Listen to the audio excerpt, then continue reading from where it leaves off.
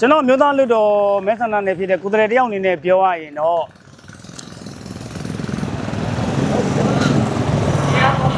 နိုင်ငံတော်နဲ့နိုင်ငံသားတွေအတွက်ဝင်တော့ဝင်ဖို့ဖြစ်စေမဲ့ဥပဒေမျိုးတွေလွတ်တော်မှာရေးဆွဲပြီးတင်သွင်းပြဋ္ဌာန်းလာတာမျိုးတွေရှိခဲ့ရင်နိုင်ငံတော်ရဲ့မျိုးသားကျိုးစီးပွားကိုထိခိုက်လာနိုင်စေတဲ့ဥပဒေမျိုးတွေလွတ်တော်မှာတင်သွင်းပြီးပြဋ္ဌာန်းလာတာမျိုးတွေရှိခဲ့ရင်ကျွန်တော်ဥပမာပေးရရင်ပေါ့ဗျာအရင်ဆိုကတက်တန်းနေတော့လို့ပေါ့နော်ဥပမာပေးရရင်အရွယ်မရောက်သေးသောကလေးငယ်ဆိုင်ရာမွေးသားခွင့်ဥပဒေမျိုးတွေပေါ့နော်ကျွန်တော်တို့ဒါကျွန်တော်တို့နိုင်ငံအတွက်အချုပ်အခြာအာဏာထိပါနောက်တစ်ခါကျွန်တော်ယဉ်ကျေးမှုတွေထိပါအဲ့လိုထိခိုက်လာနိုင်တဲ့အဲ့လိုဥပဒေမျိုးတွေတင်သွင်းလာခဲ့တဲ့ဟလာအဆိုတွေရှိလာခဲ့ရင်ကျွန်တော်ကအမျိုးသားအကျိုးစီးပွားနဲ့တိုင်းပြည်မျက်နှာပြည်သူမျက်နှာကိုရှေ့ရှုပြီးတော့တိုင်းပြည်ကျိုးစီးပွားဘက်ကနေကျွန်တော်အဲ့ဒီဥပဒေတွေကိုခုခံပြီးတော့ခြေဖြတ်သွားမှာကျွန်တော်ဝင်ရောက်ရှင်ပြိုင်မဲ့မဲဆန္ဒနယ်မှာရှိတဲ့မဲဆန္ဒရှင်ပြည်သူတွေကိုနံပါတ်1ပြောချင်တာကတော့ကျွန်တော်တို့တိုင်းပြည်က2020မဲမတမာမှုကြောင့်တပ်မတော်ကနိုင်ငံတော်အာဏာကို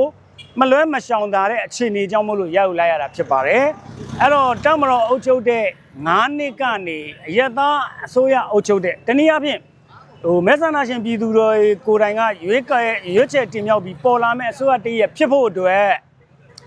ကျွန်တော်မဲဆန္ဒနယ်မှာမဟုတ်ပါဘူးတနိုင်ငံလုံးမှာရှိတဲ့မဲဆန္ဒရှင်တွေအကုန်လုံး18နှစ်ပြည့်ပြီးတော့မဲပေးပိုင်ခွင့်ရှိတဲ့မဲဆန္ဒရှင်တွေအကုန်လုံးရွေးကောက်ပွဲမှာသွားပြီးမဲပေးကြပါ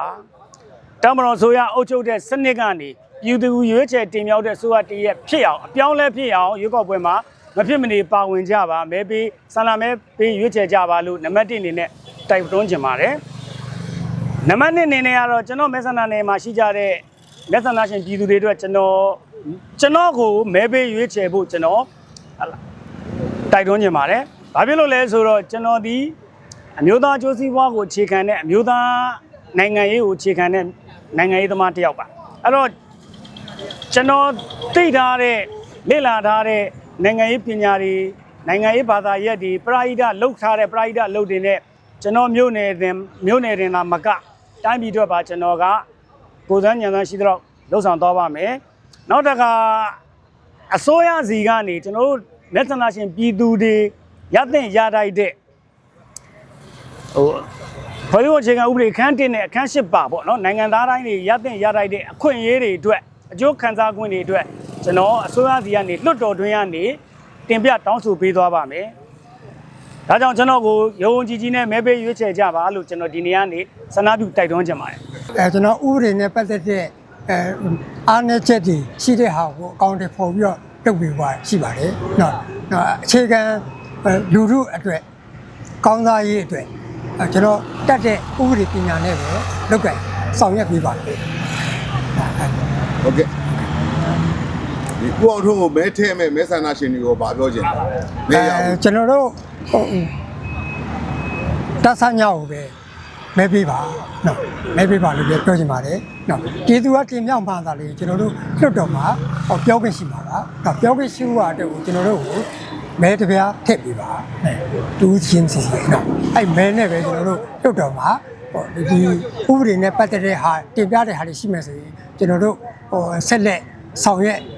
ပို့ပါဆန္ဒရှိပါတယ်နော်လူငယ်တယောက်အနေနဲ့တဆညောက်ပါတီကိုဘာလို့ပူပေါင်းပြီးတော့မဲဆန္ဒရွေးခံလဲဆိုရင်နံပါတ်1ပါတီရဲ့မူဝါဒလမ်းစဉ်တွေကိုသဘောကျလို့ပါဘာလို့လဲဆိုတော့ကျမတို့ဒီတဆညောက်ပါတီကသူကမြစည်းမပရိပရာဆိုတဲ့လမ်းစဉ်ကိုကျင့်သုံးတဲ့ပါတီတစ်ခုဖြစ်တယ်နောက်ထပ်တစ်ချက်ကကြတော့သူကမိမိအရေးနဲ့ပါတီရေးရှင်လာရင်ပါတီရေးကိုဦးစားပေးမယ်ပါတီအရေးနဲ့ဒီနိုင်ငံသားတွေရဲ့အရေးတွေကိုဦးစားပေးရတော့မယ်ဆိုရင်နိုင်ငံသားတယောက်ရဲ့အရေးတွေကိုပြည်သူတွေရဲ့အရေးကိုဦးစားပေးရမယ်ဆိုတဲ့အချက်ကလေးတွေကိုကျမကသဘောကျလို့လာရောက်ပူပေါင်းတာပါကျမအနေနဲ့ဒီတိုင်းဒေသကြီးလွတ်တော်ကိုယ်စားလောင်းတယောက်အနေနဲ့အမရပူရာမြို့နယ်သူမြို့နယ်သားတွေအတွက်ပေါ့နော်ကျမလွတ်တော်တွေကိုဝင်ရောက်ခွင့်ရမယ်ဆိုရင်တော့နံပါတ်1ချက်အားလုံးလိုချင်နေတဲ့ငြိမ်းချမ်းစွာသွားလာနိုင်ခွင့်ပါကျမတို့တိုင်းဒေသကြီးမှာဒါ ငင်းငင်းချမ်းချမ်းနဲ့အားလုံးအေးစစ်စစ်ပေါ့နော်သွားလာပြီးတော့လုပ်ငန်းကိုင်ငန်းတွေစီးပွားရေးတွေအဆင်ပြေအောင်ပြန်လည်လှုပ်ဆောင်နိုင်ဖို့အတွက်အဓိကငင်းချမ်းမှုကိုခေါ်ဆောင်ပါမယ်ရှင်မဲပေးမဲ့ပြည်သူတွေအတွက်ကတော့ကျမသည်အမရပူရမြို့နယ်သူစစ်စစ်တယောက်ဖြစ်တဲ့အတွက်ကိုမြို့နယ်ရဲ့လိုအပ်ချက်တွေကိုမြို့နယ်မှာဖော်ဆောင်ရမယ်လုပ်ငန်းဆောင်တာတွေကျမတို့မြို့နယ်မှာလိုအပ်နေတဲ့အရာတွေအားလုံးကိုဖြည့်ဆည်းပေးနိုင်ဖို့အတွက်ကျမကိုမဲပေးပါလို့ကျမကတောင်းဆိုချင်ပါတယ်ဘာလို့လဲဆိုတော့ကိုမြို့နယ်ဒေသရင်းဖြစ်တဲ့အတွက်ကျမတို့မြို့နယ်သည်ရကန်းမြို့တော်လို့လည်းခေါ်ကြတယ်ပေါ့နော်အဲ့တော့ကျမတို့မြို့နယ်မှာရှိနေတဲ့လုံသားပြည်သူတွေအတွက်ရကျမတို့မြို့နယ်လေးအေးချမ်းချမ်းငြိမ်းချမ်းစွာသွားလာနိုင်ဖို့အတွက်ကျမကအဓိကဖော်ဆောင်ပြီးလှုပ်ဆောင်ပါမယ်